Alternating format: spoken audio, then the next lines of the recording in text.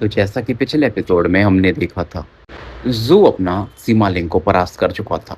लेकिन इस दौरान जो सीमा लिंक का डाओ प्रोटेक्टर था, जो कि गोल्ड कोर लेवल का कल्टीवेटर था, वो ज़ू की तरफ चढ़ाई करता है। लेकिन तभी ज़ू इस दौरान जो भी फॉर्मेशन का पावर था ना, स्पेल फॉर्मेशन का, क्योंकि ये यूज़ कर सकता था, उसे आदेश देता है। और क्योंकि इसके पास अथॉरिटी थी मास्टर 6 की, तो तुरंत ही वो पावर बज़ करना शुरू कर देता है अब आगे। और एक बड़ा-सा हाथ क्रिएट होता है, जो कि सीमा लिंक का ये जो डाओ प्रोटेक्टर था ना, उसकी तरफ अपना मतलब हाथ बढ़ाता है। और तुरंत ही वो बंदा सप्रेस हो जाता है, चाहे कितना भी कोशिश करता है, खुद को छुड़ा नहीं पाता उस प्रेशर से। और गुस्से में बोलता है, क्या ये 7 ब्लड आइज़ वाले रेबेल कर रहे हैं? बट जो बोलता है, शांत बैठ जाओ। और वो इस दौरान फॉर्मेशन को आदेश देता है। तो पहले अब तक वो सप्रेस कर रहा था, लेकिन अब ये ना अंदर से इसको खंगालने लगता है, ये जो फ़ोर्स था। तो वो बंदा शांत हो जाता है। सेक्ट से ना ये पावर्स को बाहर उठा के फेंक देता है। अब ज़ू बढ़ता है सीमा लिंक की तरफ और एक पाम अटैक देता है। सीमा लिंक कैसे भी करके काउंटर करने की कोशिश करता है। इस दौरान उसके बाल बिखरे हुए थे और वो चिल्लाता है, ज़ोकिंग। और पहली बार इस बंदे को लग रहा था कि वो मर सकता है। खुद वो एक रूथलेस बंदा था फिर भी, लेकिन अब उसको गुस्सा आता है। वो ब्लड अपना ऐसा दांत से काट के निकालता है और ज़ू की तरफ इसको फेंकता है। और एक ग्रोही शॉट है ना, बहुत तेजी से ज़ू की तरफ पड़ती है और एक टेक्निक यूज करता है, नीदर सीलिंग टाओ। और वो सीलिंग हो रहा ना, ज़ू को घेरने लगती है और एक डायमंड के आकार की बनने लगती है, जिसमें ज़ू ट्रैप हो रहा था। और इसको देख करके सीमा लिंक बोलता है, डेटोनेट, मतलब उसको एक्सप्लोड कराने को देखता है, उस शेल को जिसमें उसने ज़ू को ट्रैप करने की कोशिश की थी। लेकिन प्रोसेस शुरू ही हुआ था, तब तक ज़ू उस प्रोसेस को ही रोक देता, बाहर निकलता है उस बैरियर से और सीधा उसकी गर्दन पकड़ लेता है सीमा की। और इस बार तो बेहोश हो जाता है वो। ग्रूज जो होते हैं उसकी बॉडी के अंदर फिर से प्रवेश कर जाते हैं। और वो बोलता है, इस बंदे को 20 थर्मासाइकिल से बांध के लॉक कर दो। अब जो भी लोग थे उनके अंदर ना ज़ू के लिए अलग रेस्पेक्ट और बढ़ जाती है। फर्स्ट और थर्ड पिक के डायरेक्टर्स तो हैरान थे। उसके बाद ज़ू इन चीज़ों में पार्टिसिपेट नहीं करता है। पूरा चीज़ क्लियर करने में आधी रात निकलती है। नाइट डॉफ वगैरह का जो भी मैटर था, धर्मस्किप में वापस लौट चुका था और अपने क्राइम डिपार्टमेंट को एक मैसेज भेज देता है, ये जो भी नाइट डॉफ वाले हैं ना, इनको सिटी वॉल्स पे लटका दो। क्योंकि जब ये पहली बार भी आया था ना, तो नाइट डॉफ वालों को जब इन्होंने पकड़ा था क्राइम डिपार्टमेंट ने, तो उनको मारने के बाद उल्टा लटका दिया था वॉल पे। तो उसी ट्रेडिशन को ये फॉलो कर रहा था। तो फिलहाल सुबह का समय हो जाता है और बहुत लोग देखते हैं नाइट डॉफ वाले मरे पड़े थे, लटकाए हुए थे उल्टे। मेन शॉकिंग न्यूज़ जो था ना, वो लोगों को जब पता चलता है कि सीमा लिंक को अरेस्ट कर लिया गया है और उसका डाउ प्रोटेक्टर भी कुछ नहीं कर पाया, तो बड़ी बात थी। तो देखो, सीमा लिंक ने थर्ड पिक को दोबारा से चैलेंज किया था, लेकिन अब वो जेल में है, तो क्या ही करेगा। अब इसके बाद क्या होता है ना, ज़ू का जो भी इन्फॉर्मेशन था ना, ये जो चोजन डिसाइपल्स आए हुए थे, सभी को भेज दिया जाता है। सभी को जानना था कि ये कौन सा इनवॉय डिसाइपल है जो इसने ऐसा काम किया है। पता चलता है, अच्छा ये क्राइम डिपार्टमेंट का डायरेक्टर है, फिलहाल नाम है ज़ोकिंग। तो दोपहर का समय था और हार्बर नंबर 79, जहाँ पर ये बैटल हुआ था ज़ू वर्सेस सीमा, वहाँ पर एक बंदा पहुँचता है और पूरा जो एरिया था ना, उसे ऑब्जर्व करने लगता है जहाँ बैटल हुआ। और ये मास्टर शैंगयून था, जिसने फर्स्ट पिक के सेकंड हाइनेस को हराया था एक अटैक में। आंखें बंद करता और मानो पूरे बैटल को सेंस कर सकता था वो। उसके पीछे उसके तीनों धर्मा प्रोटेक्टर्स थे, गोल्ड कोर वाले। थोड़ी देर बाद ये आंखें खोलता और बोलता है, 2 लाइफ फ्लेयर, एक इंपीरियल क्लास की टेक्निक और जहर, जो कि गोल्ड कोर कल्टीवेटर्स को भी हिला दे, मतलब उनके हेवनली पैलेसेस को। उसके अलावा इस बंदे के पास एक मैजिकल डिवाइस भी है, जिसमें स्पिरिचुअल हो रहा है, मतलब ये पैट्रियार्च की बात करता है, जो ज़ू का सरिया था। और बोलता है, इंटरेस्टिंग। तभी तो इसने सीमा लिंक को हरा दिया। और उसकी इंपीरियल क्लास टेक्निक मुझे बहुत चीर परिचित लग रही है। पूरा बैटल वो डिस्क्राइब कर देता है कि कैसे कैसे हुआ होगा। इस दौरान इस बंदे के पीछे मैंने एक हरे रंग की पक्षी प्रकट होती है, जिसका पूंछ लाल था। उसकी आंखों में एक लालच सा था। डायरेक्शन में वो देख रही थी जिधर से वो ऑरा फील कर रही थी, उसे डेवोर करने के लिए। शेंग्यून बोलता है, ये तो गोल्डन क्रो की ऑरा है। और वो हार्बर नंबर 176 की तरफ देखता है। तो अच्छा, तो 7 ब्लड आइज में कोई है, लेकिन अभी भी वो बहुत कमजोर है। अपनी पक्षी को बोलता है कि अभी टेंशन मतलब, उसको थोड़ा ग्रो करने दो, फिर हम उसकी ऑरा को डिवोर कर जाएंगे। आज नहीं तो कल वो ऑरा तुम्हारी होगी। तो शेंग्यून यहाँ से चला जाता। बहुत लोगों ने इन्फॉर्मेशन निकाल लिया कि इस बंदे ने 7 ब्लड आइज 3 साल पहले ज्वाइन किया, कि कंडेंसेशन लेवल में था और बहुत बैटल किया उसने, जैसे कि एक आइलैंड को पूरा खून से रंग दिया था। मतलब पूरा इन्फॉर्मेशन मिल जाता है कि गोल्डन क्रो भी मिल गया उसको, जहर भी है उसके पास, ज़ोकिंग नाम है। और अभी तक कोई वो हाइनेस वाइनेस नहीं बना है किसी भी का, बस एक एक्लेयन कल्टीवेटर। और बड़ी बात की, वो बंदा ना धोखा देने में यानी मास्टर ऑफ डिसेप्शन है। तो रातों रात ज़ोकिंग का नाम मशहूर हो चुका था इन चोजन डिसाइपल्स में। और ऑब्वियसली 7 ब्लड आइज के जो डिसाइपल्स है उन्हें तो पता था, और ज़ू का नाम और फेमस होता है, तो उन्हें पता था कि 7th पीक की देखो खासियत क्या है, डिसेप्शन, धोखा, मतलब खुद की औरत छिपा लेना। कितने आपके पास टेक्निक्स हैं किसी को पता ना चलना। लेकिन जो चोजन डिसाइपल्स है ना 7th सेक्ट कोलिशन के, वो ज्यादा हिल जाते हैं। कुछ तो जेलस भी फील कर रहे थे ना, ईर्ष्या आ रही थी उनके अंदर की इस बंदे के पास इंपीरियल क्लास टेक्निक है, क्योंकि उनके पास भी नहीं थी। और कौन सी टेक्निक थी भाई? गोल्डन क्रो, जिसका नाम मशहूर है, क्योंकि सेवन सेक कोलिशन के जो प्रेसिडेंट है ना, उनके पास वही टेक्निक है 100 साल पहले या जब भी उन्होंने वो टेक्निक हासिल किया था। तो ये बंदा था हुआंग येकुन करके, जो कि ज़ू किंग के इन्फॉर्मेशन को ना पढ़ रहा था कि मुझे मौका मिले, और ये बंदा डार्क सेरेनिटी सेक्ट का साथ था। तो ये भी चैलेंज करना चाहता था और उसके हिसाब से ज़ू किंग के पास पोटेंशियल है, तो मैं उसे नष्ट नहीं करना चाहूँगा, मैं उसको रिक्रूट कर लूँगा। हाँ, लेकिन वो मानता नहीं था, फिर तो निपटाना पड़ेगा उसको। तो वो बाकी चोज़न वन्स को मैसेज भेजता है कि मैं इस ज़ू किंग को हैंडल करने वाला हूँ, तुम लोग देखना फिर। इधर जो भी चल रहा था ज़ू को फ़र्क नहीं पड़ता था, वो धर्मास्किप में बैठ के मस्त कल्टीवेशन में था। और ज़ू ने देखो उस समय चाहता तो लाइफ लैम्प भी यूज़ करके बैटल जल्दी खत्म कर सकता था, लेकिन फिर भी उसने नहीं रिलीज़ किया था क्योंकि वो सीक्रेट्स रखना चाहता था। इसके हिसाब से इसका जो फर्स्ट लेयर ऑफ सीक्रेट है वो है इंपीरियल क्लास टेक्निक और इसका ज़हर। दूसरा लेयर आता है भाई का लाइफ लैम्प, जिसके बारे में भी बहुत कम लोग जानते हैं। तीसरा आता है इसका परछाई और करप्शन एब्जॉर्ब करने की क्षमता। चौथा आता है सबसे टॉप लेवल का इसका वो वॉयलेट क्रिस्टल। तो फिलहाल जो एक बैग निकालता जो कि सीमा लिंग का बैग था, क्योंकि बैटल जीता था तो भाई ने ले लिया था। देखो जैसे यान यान का था तो उसने बैग कभी नहीं लिया सू ने, क्योंकि चीज़ें सही नहीं थी, बस उस चीज़ को रख लिया गया था। और जब यान यान रिलीज हुई थी तो उसको उसका बैग दे दिया गया था। लेकिन सीमा लिंक के मामले में चीज़ें अलग थी। लेकिन ये बंदे ने सीलिंग लगा के रखा था तो इसको खोलना थोड़ा मुश्किल था। लेकिन ये परछाई को बोलता तो परछाई वो सील खोल देता बहुत जल्दी। देखते ऐसा तो हैरान था भाई, 93 लाख स्पिरिचुअल जो भी बोल लो मनी था। पैट्रियार्च भी हैरान थे कि यार ये बंदा कितना पैसा है इसके पास। रिवर्ड इंसिडेंट का लगता बहुत अमीर घर का लौंडा है। बाकी चीजें भी जो देखते जिसमें बहुत पावरफुल चीजें, थोड़ी धुंध सी और थी, लेकिन उसमें एक ऑक्स जैसा कुछ दिख रहा था, थोड़े बाल थे, फिर एक क्रिस्टल था जिसमें आंख जैसा कुछ तो दिख रहा था। ग्रोइश हो रहा था, ये फील कर सकता था। चाहता तो वो बंदा ये और इस्तेमाल कर सकता था, लेकिन उसने जू को कम में आका था।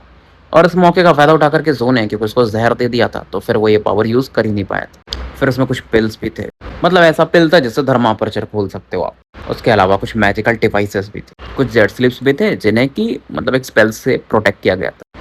ये सेक्ट के स्पेल्स थे, जो भी उसमें अंदर में होगा जेट स्लिप्स में, तो बाहर वाले उसे ना देख पाए उसके लिए उसमें स्पेल्स से बांधा गया था। अपने परछाई से ट्राई करता लेकिन वो भी नहीं खोल पाता। फिर उसे एक बॉक्स मिलता और बॉक्स खोलता, उसमें तगड़े लेवल का करप्शन। लेकिन जैसे खोलता है देखो बाकी लोग तो मर भी जाते इतने करप्शन से, लेकिन क्योंकि जू करप्शन इजिली एब्जॉर्ब कर सकता है और उसका परछाई था, परछाई तुरंत ही ना करप्शन एब्जॉर्ब करने लगता है काफी खुश होकर। करप्शन निकल रहा था एक मेटल जैसे कुछ तो चीज था उसके अंदर से, लेकिन जब करप्शन एब्जॉर्ब कर लेता है ठीक ठाक तो दिखने लगता है। और ये करप्शन अलग था जितना जू ने देखा था, मतलब वो जो मेटल का टुकड़ा था ना वो मानो एक प्रतिबंधित क्षेत्र का एक हिस्सा हो। परछाई और करप्शन एब्जॉर्ब करना चाहता था लेकिन जू बंद कर देता है। उसे गुस्सा हल्का आता है लेकिन उसकी फटती थी जू से तो कुछ नहीं कर पाता है। लेकिन जू को लगता है कि थोड़ा बहस रहा है ये, तो पैट्रियार्च बीच में आते कि मास्टर मैं इसे हैंडल करता हूँ। परछाई का इंटेलिजेंस अब वापस आ चुका था धीरे धीरे और एब्जॉर्ब करने के बाद समय के साथ, क्योंकि जू ने इसको एक बार लगभग मार ही दिया था। तो अब परछाई और पैट्रियार्च की बात शुरू होती। परछाई पहले मना कर रहा था और पूरा बात समझने के बाद पैट्रियार्च पता था कि माय लॉर्ड ये बंदा बस प्ले बॉय नहीं है, ये अलग ही है, गॉड ऑफ वेल्थ है समझो, मतलब सीमा लिंग। लिटिल शैडो ने सब बताया था कि ये जो टुकड़ा है ना ये एक टैबू ट्रेजर है और परछाई अगर इस पावर को एब्जॉर्ब कर लिया ना इस ट्रेजर का, टैबू मतलब आप समझते हो प्रतिबंधित ट्रेजर, तो वो इस ट्रेजर का भी पावर रिलीज कर सकता है, मतलब यूज कर सकता है। जू ने पहली बार ये शब्द सुना था तो इसको पता नहीं था कि टैबू ट्रेजर होता क्या है, लेकिन उसे आइडिया लग जाता है कि हायर लेवल ऑफ ट्रेजर है, नॉर्मल मैजिकल ट्रेजर से बहुत ऊपर है। परछाई चाहता था और एब्जॉर्ब करना लेकिन जू करने नहीं देता है, क्योंकि जू को पहले पता होना चाहिए कि इससे इसके बाद होगा क्या, क्योंकि परछाई खतरनाक चीज था, हो सकता है पावरफुल हो जाए तो जू पर अटैक कर दे। और जू कहता तुम थोड़े कायदे से रहोगे ना तो मैं तुम्हें ये चीज दे दूंगा फ्यूचर में। पैट्रियार्च को लगता है उससे भी कुछ करना पड़ेगा यार, उससे भी कुछ एब्जॉर्ब करना पड़ेगा तब वो पावरफुल हो सकता है। अब जू को ज्यादा कुछ अच्छी चीजें नहीं मिलते, फिलहाल वो पिल खा करके अपने धर्मापर्चर खोलने को देखता है और एक पिल से एक धर्मापर्चर खुल जाता है। फिलहाल ये पिल कंज्यूम करता है दूसरा और थोड़ी देर बाद इसका 85वां धर्मापर्चर खुल जाता है, 86वां भी खुल जाता है। 2 और पिल खा लेता है और 88 तक पहुंच जाता है। अब इसका जो धर्मा फोर्स था ना मानो फायर ड्रैगन के समान था और जू का यही था बस 2 और उसके बाद इसका थर्ड लाइफ फ्लेम खुल जाएगा, फिर ये और स्ट्रांग हो जाएगा। सोल पिल्स ये जमा कर रहा था लेकिन उतने नहीं मिल पाए थे तो तैयारी ये कर रहा था। इसके पास वो गॉडलीनेस वाले चमड़ियाँ भी थी लेकिन ये उन्हें अपने लिए यूज़ नहीं करना चाहता था, धर्मा स्किफ के लिए यूज़ करना चाहता था। इधर जो अपना 7 ब्लड आइज था उसमें सेलिब्रेशन का टाइम था, क्योंकि ज़ॉम्बी से बैटल वो जीत चुके थे। नए लोग आ रहे थे लेकिन नॉर्मल लोगों को उससे क्या करना है जो नॉर्मल डिसाइपल्स है।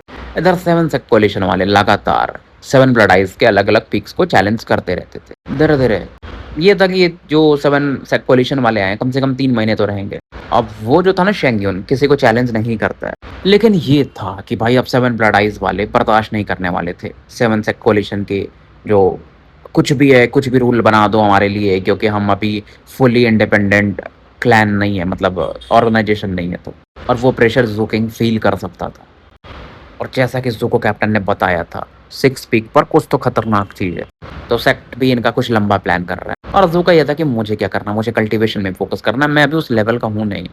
कैप्टन वापस आ चुका था, तो ज़ू को मैसेज भेजता है। ज़ू अपने सोल्स वगैरह को रिफाइन कर रहा था, लेकिन अभी तक फिर धर्म अपर्चर खोल नहीं पाया था।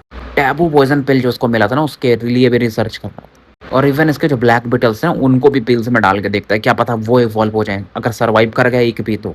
लेकिन कोई सर्वाइव नहीं कर पा रहा था, सब मारे जा रहे थे, लेकिन ज़ू हार नहीं मानता है। तो 8 ही डब्बे इसने ये जो कीटाणु थे, ब्लैक बीटल से उन्हें इकट्ठा किया था। पहला बॉटल वाले तो मारे जाते हैं, दूसरे को खोलता है और जब ये बीटल्स निकलते थे ना एक झुंड में, तो ऐसा लगता था काला बादल सा छा गया है, जिस एरिया में जाते थे। ज़ू अपना एक्सपेरिमेंट करते रहता है, दूसरा बोतल, तीसरा बोतल, चौथा, पाँचवाँ, और ये बीटल्स जब मरते जाते हैं, आखिरी बॉटल पे ये पहुँच चुका था। और अभी तक वो जो पॉइज़न पिल मिला था विस बॉक्स से, उसको कोई भी बीटल सर्वाइव नहीं कर पाया था, एक भी नहीं। अब उसे लगता है ये भी मारे जाएँगे तो फिर कैसे पैदा करवाएगा? तो फिलहाल ये जो बचे-कुचे बीटल्स थे, इन्हें कुछ खिलाता-पिलाता है ताकि वो स्ट्रॉन्ग हो जाएँ। इन बीटल्स को वो थोड़े ऐसे भी टॉक्सिन्स जिसको काउंटर कर सके वैसे वाले भी पौधे खिलाता है। 7 दिन इस दौरान और गुज़र जाते हैं और इस बार ना भाई उस पॉइज़न पिल को 8 ब्लैक बीटल सर्वाइव कर जाते हैं। जब सर्वाइव कर जाते काफ़ी कमज़ोर थे, लेकिन ज़ो एक्साइटेड था कि सर्वाइव कर गए हैं तो इनके जो बच्चे होंगे वो और तगड़े होंगे। ये बीटल्स ट्रांसफ़ॉर्म हो चुके थे और पहले ज़्यादा डार्क दिखते थे ना ब्लैकिश, अब कम हो गए थे। ज़ो काफ़ी एक्साइटेड था। इस दौरान ये अपने एक्सपेरिमेंट में लगा था और क्राइम डिपार्टमेंट के बाहर में कोई तो मेहमान था जिसको बुलाया भी नहीं गया था, वो पहुँच चुका था। एक यंग मैन था 17-18 साल का। रेड ग्लोव इसने पहने थे। पावरफुल थर्मा फोर्स फ्लक्चुएशन इसकी बॉडी से फील किया जा सकता है। दिखने में हैंडसम था, डोमिनेटिंग दिख रहा था। अब क्राइम डिपार्टमेंट के जो डिसाइपल्स रहते हैं, जो कि गेट पर रहते हैं ना, रखवाली करते हैं, वो उसे नोटिस करते हैं और सीरियस हो जाते हैं। एक बड़ा खतरा फील कर रहे थे। इनमें से एक बोलता है, कहाँ जा रहे हो, रुको। अब वो बंदा एक वॉयलेट पर्ल निकालता है और इस डिसाइपल की तरफ बढ़ा देता है और कहता है, शांत हो जाओ, ये पर्ल ना अपने डायरेक्टर ज़ो को दे देना, कहना कि मैं उन्हें एक नसीबों वाला अवसर देना चाहता हूँ। ज़ो अपना एक्सपेरिमेंट में था, लेकिन उसको अच्छा नहीं लगता अगर कोई इसे डिस्टर्ब करे तो। अब ये कांस्टेबल आता है, इसे वो पल देता है, तो ज़ो थोड़ा सीरियस हो जाता है। क्योंकि जब क्यों सीरियस होता है ना, कि जैसे वो पल लेता है ना, इसका गोल्डन क्रो में एक हलचल सी होती है। अपने आप वो मैनिफेस्ट होने लगता है, मतलब उसका छाया बनने लगता है और वो उस मोती की तरफ ना गहरे नज़र से देखता है। और जैसे वो बंदे बताते हैं, ज़ो समझ जाता है कि वो बंदा 120 थर्मापर्चर वाला है, थोड़ा घोस्टली दिखता था। ज़ो फिलहाल उस जगह पे पहुंच चुका था जहाँ इसकी मुलाकात उस बंदे से हुई और वो बोलता है, ज़ो तुम्हारे पास 2 लाइफ फ्लेम का पावर है, गोल्डन क्रो प्लस तुम्हारा ज़हर, फिर तुम्हारी बॉडी। तुम एक बड़ी मछली हो एक छोटे तालाब में। छोटा तालाब, ये 7 ब्लड आइज़ को बोलता है। बंदा एक सीट पर बैठ जाता है, इसको पता नहीं चलता है, लेकिन इसके पीछे एक बंदा सेव खाते हुए प्रकट होता है। लेकिन वो एक नकाब पहन के था, जैसे हैरी पॉटर पहन के घूमता था, कुछ वैसा, और सेव खा रहा था। लेकिन कोई इस आवाज़ को भी नहीं सुन सकता था सेव खाते हुए। ज़ू लेकिन नोटिस कर लेता है, लेकिन उस तरफ से ध्यान हटा लेता है। फिलहाल ये जो भी बंदा था, हुआंग यिनकुन शायद नाम था, राइट? और वो बोलता है कि देखो, तुम यहाँ पर ज़्यादा आगे नहीं बढ़ पाओगे, तुमको तो अभी यहाँ पर हाइनेस भी नहीं बनाया गया है। तो तुमने अच्छा किया, तो तुम्हें इन्होंने एक लियोन डिसाइपल बना दिया। तुम्हें तो पता ही होगा मैं कौन हूँ, मैं हुआंग यिनकुन हूँ, डार्क सेरेनिटी सेक्ट से। तुम मुझे एल्डेस्ट ब्रदर कह सकते हो। मतलब वो ज़ू को ध्यान से देख रहा था। इधर कप्तान अपना सेव खा रहे थे, ऑब्वियसली आपको पता ही है कि सेव अगर कोई खा रहा तो कप्तान है। सेव खाते-खाते वो रुक जाते। वो खुश नहीं थे क्योंकि ये बंदा पोच करने आया था अपने ज़ो किंग को। ज़ो एक्टिंग कर रहा था कि उसने देखा ही नहीं अभी तक कप्तान को। जिनको इस दौरान अपने ग्लव्स उतार देता है, सामने रख देता है। कहता है, ज़ो मुझे मालूम है तुम तगड़े बंदे, तुम आ सकते हो हमारे सेक्ट में, लेकिन तुम्हें लॉयल्टी दिखानी पड़ेगी, यानी तुम्हें ये सेक्ट छोड़ना पड़ेगा और हमारा डार्क सेरेनिटी ज्वाइन करना पड़ेगा। हालांकि ज़ो को फर्क नहीं पड़ रहा था। उधर कप्तान अपना सेव जल्दी-जल्दी खाने लगते हैं और तुम वहाँ आओगे तो तुम्हें मालूम है जो 7 सेक्ट कोलिशन के जो प्रेसिडेंट हैं, उन्होंने भी यही टेक्निक मास्टर किया, गोल्डन क्रो, तो वो तुम्हें और मदद कर सकते हैं। ज़ू फिर भी कुछ नहीं कहते। और तुम्हें मालूम है प्रेसिडेंट भी डार्क सेरेनिटी सेक्ट से ही आते हैं। अभी पूरे मतलब जो 7 बड़े सेक्ट है, 7 सेक्ट कोलिशन के हेड है, लेकिन आते तो हमारे सेक्ट से ही है ना। और तुम्हारा वो जो टेक्निक है ना, बेल फायर सोल स्वॉलोइंग, वो भी गोल्डन क्रो से रिलेटेड ही आता है। वांग इनको ये सब बता रहा था। और तुम्हारा ये जो bell fire soul swallowing technique है ना, वो लो लेवल का है, वो हाई लेवल का नहीं है, मॉडिफाइड है। इस दौरान ये ग्लव्स उतार चुका था, तो अपनी ऑरा दिखाता है अपने 5 फिंगर्स में ना भाई, 5 फिंगर्स उसके ना बैंगनी कलर के, मानो क्रिस्टल जैसे दिख रहे थे। ज़ू फील कर सकता था कि भाई इसके फिंगर के ऑरा को फील करके ना गोल्डन क्रो इसका मानो बाहर निकलना चाहता था, उन्हें डेवोर करना चाहता था। उधर वो जो बंदा सेब खा रहा था ना, वो इसकी उंगलियों को देखकर काफी एक्साइटेड हो जाता। उसके राइट हैंड को ध्यान से वो देख रहा था। ज़ू थोड़ा ऑड फ़ील करता है, युनकुन थोड़ा और अच्छा फ़ील करता है कि चलो यार इस बंदे पर मेरा असर तो हो रहा है। और देखो ये देख रहे हो तुम ज़ूकिंग, ये सब मैंने डार्क सेरेनिटी में एक टेक्निक से मास्टर किया है। इसे डार्क सेरेनिटी फिंगर्स कहा जाता है। तो पूरा बताता है, तुम लॉयल्टी मान लो फिर मैं हमारे पैट्रियार्च भी तुम्हारी मदद कर सकते हैं। ज़ू देख रहा था कि कप्तान अब सेव नहीं खा रहा है, ध्यान से देख रहा है। ज़ू के हिसाब से टेक्निक अच्छी है लेकिन गोल्डन क्रो के साथ इसको मर्ज करना सही नहीं होगा। ये उनको तो लगता है तुम कन्विंस नहीं हुए। तुम्हें लगता होगा कि मेरा लेवल ही क्या है कि मैं तुम्हें क्यों लॉयल्टी दूँ अपनी। तुम्हें पता चल जाएगा कुछ दिन के बाद। मैं तुम्हारे जो 7th पिक के तीनों हाईनेस है ना उनको चैलेंज करने वाला हूँ। कुछ दिन की बात है ज़ूकिंग, तुम्हें पता चल जाएगा और ये चाहता है। तो तुम्हें पता चलेगा कुछ दिन में कि मैं तुम्हारे तीनों हाईनेस को हरा चुका हूँ। फिर मैं वापस आऊँगा और तुम्हारे जवाब का इंतज़ार करूँगा। तो ये निकल जाता है। कैप्टन काफ़ी खुश होता है कि मुझे लगा है लिटिल किंग कि ये बंदा ना ये बहुत ही ज़्यादा हवाबाजी कर रहा था। लेकिन उसके हाथ बहुत शानदार थे। जो बोलता है मतलब आपको उसकी उँगलियाँ चाहिए राइट? खाना होगा, चबाना होगा। अब ये बंदा बोलते हैं मतलब कप्तान कि तुम्हें मालूम है ना मैं ग्रैंड हाइनेस हूँ 7th पीक का। मैं तुम्हें कुछ सलाह देना चाहूँगा। तुम अपने पीक के ग्रैंड हाइनेस से ऐसे बात करोगे? इस दौरान वो सेब और खाते। जो उसकी उनकी परछाई की तरफ देख रहा था और शकल देख के लग रहा था ना कि कप्तान के खोपड़ी पर किसी ने मारा है, फूला-फूला दिख रहा था। तो जो पूछ देता है कप्तान फिर उसे कुछ परेशानी में थे क्या? कैप्टन कहते हैं कुछ भी, ऐसा कुछ नहीं है। और बोलते हैं अब मैं चलता हूँ क्योंकि वांग यिनकुन 7th पीक को चैलेंज करने वाला है ना। मुझे 2nd सिबलिंग और 3rd सिबलिंग से बात करना पड़ेगा। और तुम एक चीज़ और बता दूँ, देख ही रहे हो 7 सेक कोalition वाले हरा रहे हैं हमारे पीक डिसाइपल्स को। लेकिन ये प्लान के हिसाब से ही जा रहा है जो बूढ़े लोग चाहते हैं। ताकि हमारे जो नॉर्मल डिसाइपल्स हैं उन्हें लगे कि यार ये 7 सेक कोalition वाले हमें मतलब नीचा दिखा रहे हैं।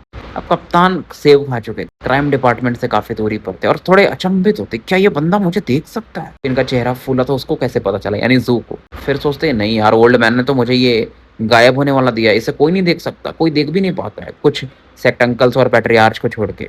कैप्टन का इस दौरान दाँत थोड़ा दुख रहा था और फिर ये थोड़ा गाली मारता यार सिक्स अंकल यार गजब आदमी है। मैंने थोड़ा सा तो उँगली काटा था वो स्टैचू का, इतना गंदा मुझे मारा है। कप्तान जा चुके थे, ज़ू भी सोच रहा था कि कैप्टन जो बात कह रहे थे वो तो सही है, सेक्ट कुछ बड़ा प्लान कर रहा है, बस वो समय निकाल रहे हैं इनके सेक्ट वाले। इस दौरान कुछ दिन और बीत जाते हैं। नाइट डॉफ के जो भी कुछ लोग छिपे हुए हुए थे वो भी पकड़े जाते हैं और ये लोग कर्फ्यू भी लगा देते थे बीच बीच में ताकि इनको और पकड़ा जा सके।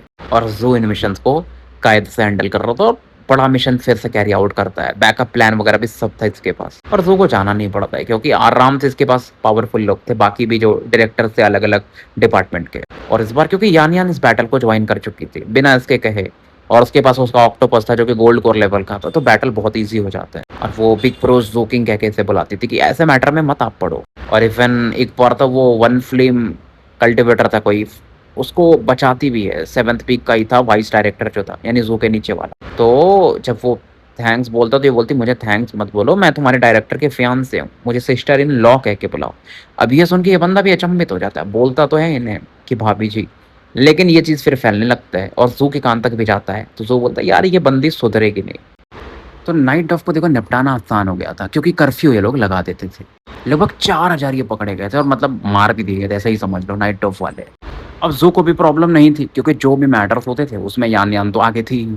और ज़ू को फ़र्क नहीं पड़ता था वो बंदी क्या कह रही है, उसको समझाने की कोशिश करता है। एक्चुअली वो मिलने आती थी ज़ू से बट ज़ू मिलता ही नहीं था। ज़ू का बस एक ही चीज़ चल रहा था कि उसको 2 धर्मापर्चर्स और खोलने हैं, फिर 3 लाइफ फ्लेम पर ये पहुंच जाएगा। और उसका ये भी था कि इसको क्या है ना मेन हेडक्वार्टर ढूंढना था नाइट डॉफ का। तो बैटल चलता रहेगा तो एट द एंड वो लोग भी एक्शन लेंगे तो उनका लोकेशन मिल जाएगा तो उनको निपटा देंगे। इस दौरान जो सी ज़ॉम्बीज़ थे ना उनको जो पैसे उसे देने थे वो लोग पे कर देते हैं अपना 7 ब्लड आइस को। अब जैसे मार्किस एन करके थे सी ज़ॉम्बी के कोई तो नासेंट सोल कल्टिवेटर, अब वो यहाँ पर 60 साल रहने वाले थे और एक ही मौका है उनके पास पूरे 60 साल में बाहर जाने का। और उनके साथ में यिंगलिंग भी आया था, वो गोल्ड कोर कल्टिवेटर और वास्ट वर्ल्ड भी।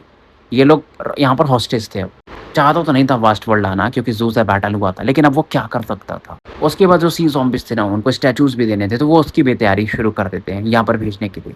और सी ज़ॉम्बी के एंसेस्ट्रल लैंड में अपने अभी भी 2 पीक लॉर्ड मौजूद थे क्योंकि चीज़ों की निगरानी करनी पड़ती है।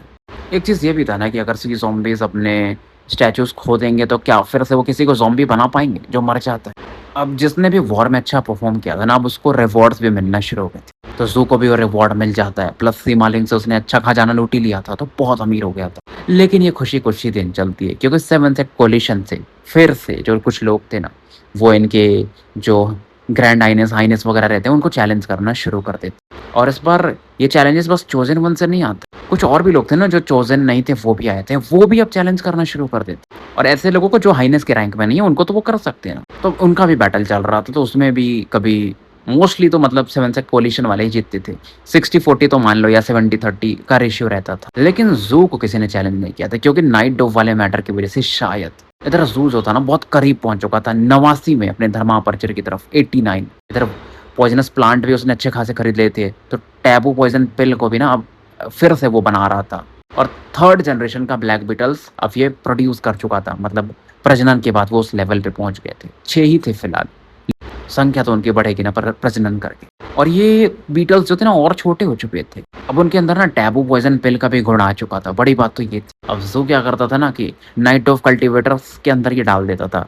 तो ताकि वो और स्ट्रॉन्ग बने, उनके ब्लड वगैरह को खा पी करके। एक बढ़िया विद्यार्थी था ज़ू, मतलब एक्सपेरिमेंट कायदे से करता था और फ़ायदे में करता था। नाइट डॉग को क्योंकि पकड़ के लाया जाता था, जेल में बंद किया जाता था।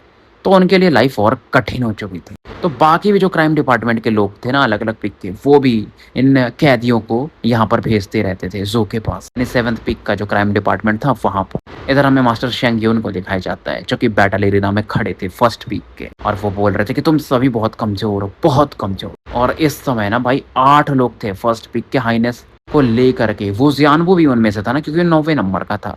और 2nd पीक हाइनेस को मतलब 2nd हाइनेस 1st पिक को ये तो पहले ही हरा चुका था, वो इंजर्ड भी थे। और देखो 1st पिक के ग्रैंड हाइनेस अभी कल्टीवेशन से बाहर है तो उनका चेहरा थोड़ा उतरा हुआ था। गोल्ड कोर लेवल में जस्ट पहुंचे थे लेकिन पावर को स्टेबलाइज नहीं कर पाए थे। लेकिन अब बात थी बैटल करने की, इज्जत की बात थी, तो बैटल करना पड़ रहा था इन्हें, और ये लोग भी ये बैटल हार जाते हैं। शेंग कहता है ये जगह काफी बोरिंग है। इस दौरान 7th पीक की तरफ देखता है लेकिन फिर मुंडे घुमा लेता है। और उसके बाद ये ना वो जो फिनिक्स वाला फॉरबिडन क्षेत्र था, प्रतिबंधित क्षेत्र, उस तरफ बढ़ जाता है। तीनों डाउ प्रोटेक्टर इसे फॉलो करते हैं।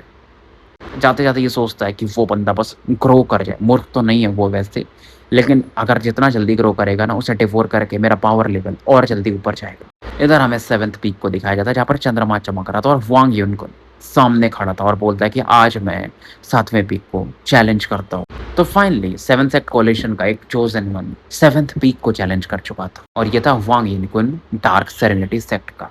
देखता है पहाड़ी पर क्योंकि चढ़ रहा था ना सीढ़ियों से कि अच्छा ये है 7th पीक। अब रात का समय था, ऊपर बढ़ रहा था, लेकिन थोड़ा ऑड फील करता है क्योंकि यहाँ पर बहुत शांति थी। कोई भी लाइट वेट दिए हुए नहीं चल रहे, पूरा पहाड़ी मानो ऊपर का खाली था। नॉर्मली नहीं तो अगर आप चैलेंज करते हो थोड़ी एक अफरा तफरी रहती है ना, लोग आते हैं बैटल देख, तो इसको लगता है ये लोग की पहले से फटी पड़ी है। तो उस लोकेशन पे पहुंचता है जहां पर इसका पहला चैलेंज था, यानी कि ये 3rd आइन को चैलेंज जहां पर कर रहा था। फाइनली इसको वहां पर कोई दिखाई देता है, एक यंग मैन जो कि बाजू में एक लड़की को लेके खड़ा। टोपी इसने थोड़ा सफेद कलर का पहना और कुछ शब्द लिखे हुए थे उसके टोपी पर, प्रतिबंधित। बहुत देखने में पतला था, दिखने में काफी ना फ्लर्टी दिख रहा था, प्ले बॉय टाइप दिख रहा था। और भी बहुत सारी लेडीज खड़ी थी जो कि इसकी बॉडी का मानो मसाज कर रही थी। 3rd आइनस इस समय वांग यनकुन की तरफ देखता है और कहता है तो फाइनली तुम आ ही गए, मैं तुम्हारा कब से इंतजार कर रहा। वांग यनकुन इसकी तरफ देखता है और काफी ज्यादा ना व्याकुल हो जाता है, एक अलग ऑरा फील करता है। मतलब इस बंदे के पावर को वो फील ही नहीं कर पा रहा था कि किस लेवल तक है। प्रतिबंधित शब्द लिखा हुआ था, यानी कि वो बेसिकली एक सीलिंग मार्क था। ऐसा लगता मानो सामने ना एक विषैला सांप हो जो इसको देख रहा हो। ऐसी फीलिंग इसको धर्मा प्रोटेक्टर से आती थी, यानी कि जो गोल्ड कोर लेवल पे। और एक मेडन को ये पहचान जाता जो लेडी थी, बेसिकली वो चोजन कल्टीवेटर थी भाई, सुप्रीम आर्बिटर इमॉर्टल सोसाइटी की। वो जो 3 आई थी अगर आपको याद हो तो, और वो 4 फ्लेम वाली थी जो तीनों में सबसे पावरफुल थी। काफी क्यूट दिख रही थी नॉर्मली, नहीं तो वो बंदी एरोगेंट थी। वो पीछे हटने लगता है और बोलते हैं कि मैं आज तैयार नहीं हूँ, मैं जा रहा हूँ। वो जाने लगता है तभी 3rd आइनस अचानक से अपनी जगह से गायब होते हैं और उसके सामने प्रकट हो जाते हैं और उसके हाथ को पकड़, जैसे स्पीड से 3rd आइनस मूव किया था ना, वांग यनकुन हैरान हो गया था। हाथ को पकड़े थे तो और ज्यादा चौंक जाता और ये उसके पसीने छूटने लगते। बोलता तुम क्या कर रहे हो? 3rd आइनस बोलता है अरे शांत हो जाओ, स्माइल करते हुए। कितने पैसे लाए हो अपने साथ? और फिर 3rd आइनस बोलते देखो मुझे मालूम है तुमने काफी मेहनत की है डार्क सेरेनिटी सेक्ट में, तो मुझे हरा तो नहीं सकते। हम एक ही नाव के सवारी कर रहे हैं ऐसा समझो, हमें बैटल करके क्यों फालतू में टाइम पास करना। तो हम बिजनेस की बात करते, तो मुझे 10 लाख स्पिरिचुअल स्टोन्स दे दो, मैं हार मान लूंगा और लोगों को लगेगा कि मैं हारा हूँ, थोड़ा अपने को इंजर्ड भी कर लूँगा। वांग यनकुन हैरान हो जाता, वो नाम है सरिलात। अब 3rd आइनस कहते हैं ठीक है फिर भी हम कुछ नेगोशिएट कर सकते, तुम्हारी उंगलियां काफी अच्छी दिख, एक दे दो मुझे बस, फिर हमारा पूरा पूरा हो जाएगा जो भी हिसाब है। और जब तक कि वो स्ट्रगल कर पाता ना, एक उंगली तो निकाल लेता भाई थर्ड आइनेस सीधा उसकी। वांग यनकुन चीखें मारती और उसके बाद थर्ड आइनेस ना अपनी ऑरा रिलीज करते ही ये बंदा काफ़ी दूर जाके गिरता है सीढ़ियों पे और उससे उसके मुँह से ब्लड आ रहा था। अचंभित हो चुका था, पीछे देखने ही वाला था, तभी आवाज़ आ जाती है ऊपर से, "अरे तुम जीत गए, ठीक है, अब जाओ।" अब वांग येनकुन के जो 5 हाथ उँगलियाँ थी आपको पता है, बहुत चमक रहे थे ना क्योंकि उसमें क्रिस्टल था, अलग कल्टीवेशन किया था उसने। अब 4 बची थी और वो कहता है, "यार ये लोग तो लुटेरे हैं।" तब ये आदमी लुटेरा है और ये माँग भी नहीं सकता था क्योंकि सामने वाला बंदा बहुत पावरफुल था। गुस्से में था, उड़ के जाने ही वाला था। लेकिन फिर से याद आता है कि देखो इस यहाँ पर उड़ नहीं सकते आप, 7 ब्लड आइज़ में निषेध है। तो इसको चल के ही जाना था। लेकिन जैसे थोड़ा नीचे जाता है ना, इसको फिर कोई मिलता है। एक पत्थर पे एक वुमन बैठी हुई थी, जिसके मसल्स काफ़ी तगड़े। उसके स्किन्स पे ना वो नसें दिख रही और एक बड़ा-सा तलवार था साइड में रखा हुआ। 3 मीटर भाई बड़ा तलवार, 3 मीटर चौड़ा है और ये इस बंदे को भी इसने चैलेंज किया था क्योंकि ये बंदी थी 7th पीक की सेकंड हाईनेस और उसकी ऑरा फट जाती है। ऑरा से इतना बस बॉडी ऑरा से फ़ील कर लेता कि ये लेडी जो है ना half step gold core level में है और ये लेडी तो आपको पता है बहुत खूंखार है। एक बार इसने ज़ू को बचाया था। वांग यान आई गेस जो मोटा बंदा है उसके कहने पे, मतलब उसने मैसेज भेजा था तो। बंदी बॉडी कल्टीवेशन वाली थी और तुरंत इसके सामने प्रकट हुई और तुरंत ना भाई इसकी दूसरी उंगली उखाड़ लेती और अब इसके 3 ही उंगलियां बची थी और उसको दूर उठा के फेंक देती। ये बंदा भाग रहा था क्योंकि कुछ कर नहीं सकता। इधर 7 पीक एकदम टॉप पे बिल्डिंग में 2 लोग बैठे हुए थे। एक तो मास्टर 7 थे, दूसरा उनका सेवक था और वो पूरे मैटर्स को, ये जो बैटल बैटल क्या बोलोगे, जो लूट मारी हो रही थी उसे देख रहे थे। और मास्टर 7 बोलते थर्ड सिबलिंग इसकी पुरानी आदत है, बस पैसे बनाने को देखते, मतलब अपने को हरा भी देगा बस एक उंगली के लिए। सेकंड सिबलिंग की बात करें तो वो रेकलेस है काफ़ी, मतलब बहुत गुस्से वाली है। लेकिन लकी है, लास्ट मंथ उसने मुझे एक मैसेज भेजा था, उसे कोई बर्ड मिल गया था। पैंग बर्ड बेसिकली मारे जाती है और सेकंड सिबलिंग को उसकी बॉडी मिल जाती है, जिसे कंज्यूम करके वो उनका ऑरा और बढ़ जाता है। और उनको अचानक से वो बर्ड कैसे मिला था ना, उसके बारे में भी राज है। मास्टर कहते हैं तुम्हें क्या लगता है सेवक? सेवक कुछ नहीं कहता है। इधर वांग यूनकुन सीढ़ियों से भागते हुए जा रहा था, खून की उल्टी कर रहा था, रो रहा था। लौंडे की बस 3 ही उंगलियां बची थी कि यार मुझे इन खूंखार लोगों को चैलेंज नहीं करना था। उस बंदे को तो कोई चैलेंज ही नहीं कर सकता। Half step gold core flashy body, वो भी इवन 7 सेट कोलिशन में नहीं कर सकता कोई उसे चैलेंज। मैंने हार भी मान लिया था, फिर भी उस लड़की ने मुझे पीटा। एक तो काफी खतरनाक लोग हैं और काफी रहस्यमयी लोग हैं। थर्ड आइनेस का तो मुझे पावर लेवल ही नहीं पता चला। अगर कोई कह दे कि वो गोल्ड कोर में तो भी मैं मान लूं। वांग युनकुन पहाड़ी के नीचे आ चुका था, अब वो जाने ही वाला था, तभी सामने में से एक यंग मैन दिखाई देता जिसने ग्रे रोब पहना था और सेव खा रहा था और बोलता ये कौन, यहाँ क्या कर रहे हैं? क्या सेकंड सिबलिंग ने तुम्हें पीट दिया क्या? युगन पूछता आप कौन है, क्योंकि सामने वाला बंदा और खतरनाक दिख रहा था भाई, थर्ड हाइनेस और सेकंड हाइनेस। बस उसकी आंखों में देख लो ना तो ऐसा लगता है कि भाई एक घ्रू है वो, जिसने बस इंसानी कपड़ा पहना हुआ है। कैप्टन कहते तुमने मुझे पहचाना नहीं? मैं तुम्हारे बड़े भाई वांग लिंग फे का दोस्त हूँ पुराना। क्या उसने मेरा कभी नाम नहीं लिया? अब देखते हैं कैप्टन की यार वांग येनकुन काफी नर्वस से आ चुका है और वो बोलता है अरे शांत हो, मुझे मालूम है सेकंड और थर्ड ने तुम्हें पीट दिया, वो मेरे हाथ में भी नहीं आते, मैं क्या उनको समझाऊं। कैप्टन कुछ मेडिसिनल पिल निकालता है और वांग येनकुन को देता है। अब ये चाह ही रहा था ना, तब समझ में तो आ चुका था कि सामने वाला बंदा कोई और नहीं, ग्रैंड हाइनेस है, यानी कि फर्स्ट सिबलिंग है, जो भी बोल। कैप्टन स्माइल करते हैं और कहते तुम्हें ये बुलाने की जरूरत नहीं, तो मुझे बड़े भाई बोल सकते हो, मैं उनसे थोड़ा अलग हूँ, मतलब इन दोनों और उस वाले बंदे से भी। उस वाले बंदे मतलब जोकिंग का ये इशारा था। चलो मैं तुम्हें नीचे तक छोड़ देता हूँ। वांग युनकुन कहता अरे नहीं नहीं मैं चला जाऊंगा। तभी कप्तान कहते हैं ठीक है, तुम्हें पता है ना वो जो मैंने पिल दिए बहुत महंगे हैं, इसके बदले में तुम मुझे अपनी एक उंगली तो दे सकते हो। कैप्टन की आंखों में एक अलग चमक था, मानो वो भूखे हो। और वांग येनकुन को भी समझ जाता, भागना चाहता था लेकिन मालूम है कोशिश भी करता है, लेकिन ऐसा लगता ना कि वो बेहोश सा होने लगा है और तब तक में उसकी एक उंगली गायब हो जाती है। वांग येनकुन काफी दर्द में और फिर चला जाता है और कैप्टन इस दौरान उसकी उंगली को चबा रहे हैं। ये बंदे में उतना मजा नहीं है, हमारे लिटिल किंग के जैसा तो नहीं है। मास्टर 7 देख रहे थे और बोलते यार हमारा जो ये बड़ा लड़का है ना, मतलब बड़ा डिसाइपल, ये थोड़ा सा ज्यादा समझदार है। सेवक को समझ में नहीं आता कि वो क्या कहे, कि कैसे है भाई ये ग्रैंड हाइनेस ज्यादा समझदार।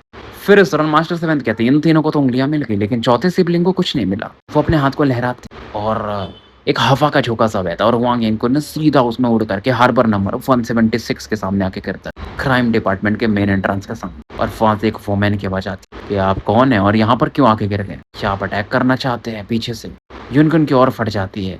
अब उसके पास भागने का भी मौका नहीं। एक टेंटेकल प्रकट होता है गोल्ड कोर कल्टीवेटर की ऑरा के जैसा, वो ऑक्टोपस की ऑरा थी और उस ऑरा की वजह से ना ये बंदा बेहोश हो जाता है। इस दौरान उसको बस एक लड़की की मधुर आवाज सुनाई देती है उसके कानों में कि मैं तो इस बंदे को बिग ब्रो जोकिंग को दे दूंगी एक्सपेरिमेंट करने के लिए।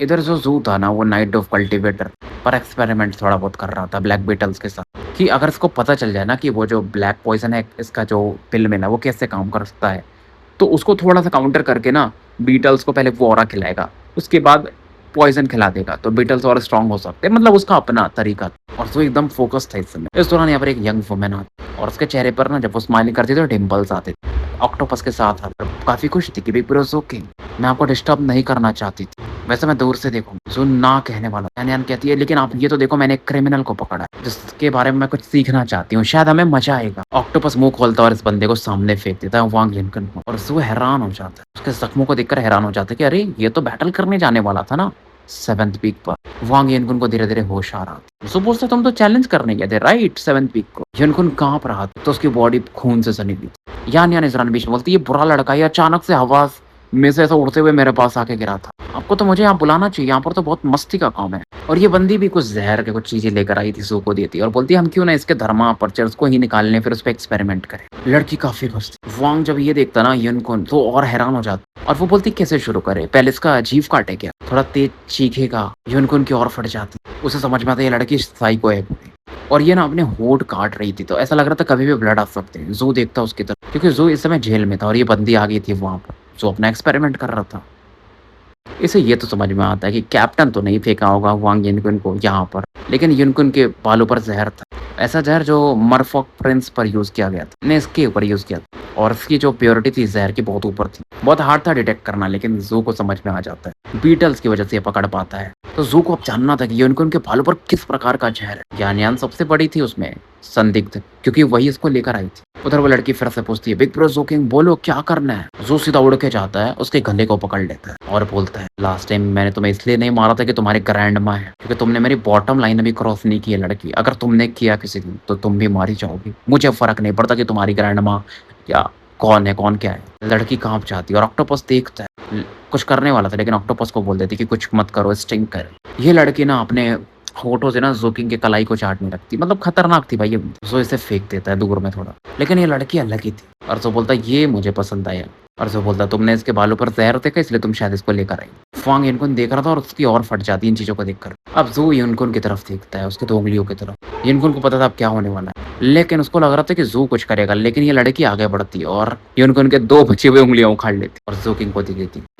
अब ज़ू देखता है कोल्ड लुक के साथ यान-यान की तरफ। यान-यान तुरंत पीछे हट जाती है और अपनी उँगलियों को काट के ज़ू को बोलती है कि आप मेरा ब्लड पी। ज़ू बोलता है बिल्कुल नहीं। अब यिनकुन का जो रिंग था ना जिसमें वो सामान रखता है, ज़ू वो भी ले लेता है और इसको भी एक जेल में डाल देता है क्योंकि इस बंदे ने भी एक तरह से कर्फ्यू तोड़ा था ना, इसकी वजह से प्रॉब्लम हुए थे। और उसके बाद अपने एक्सपेरिमेंट में चला जाता। बीटल्स को और ऊपर ले जाना चाहता था पावर लेवल में। यान-यान अभी भी दूर से ज़ू को देख रही थी, काफ़ी खुश थी। अब इनको नहीं पता था मास्टर 7 पूरी चीज़ें देख रहे थे कि यान-यान ने क्या किया था और ज़ू का रिएक्शन क्या था। उनके चेहरे पर एक अलग स्माइल था कि 4 सिबलिंग सही है। मुझे इसका स्टाइल पसंद आया। कुछ-कुछ मेरे जैसा है ये। अपनी जवानी में मैं जैसा था। सर्वेंट को तो कुछ नहीं पता था, वो बस कुछ बोलता नहीं। कि स्टाइल के मामले में मास्टर 7 इस लौंडे के बराबर तो नहीं है, क्योंकि इस बंदे की तरफ बहुत लड़कियाँ अट्रैक्ट होती है और मास्टर 7 अब आगे ये कुछ मन में सोचता नहीं है। ठीक है, पैट्रियार्च की जो डॉटर है, जो कि वाइस पीक लॉर्ड भी हैं, वो सेक्ट में वापस आई हुई हैं और इनकी बीवी भी तो है ना, मतलब पीक लॉर्ड की। वो मास्टर 7 से एक भी बार मिलने नहीं आई, जबकि डाओइस्ट पार्टनर है, मतलब काहे की स्टाइल। तो फिलहाल हम स्टोरी यहीं समाप्त करते हैं और मिलते हैं फिर कल एक नए एपिसोड के साथ। तब तक के लिए मैं आपका साथी एन अल्केमिस्ट AKA मुसाफिर विदा लेता हूँ।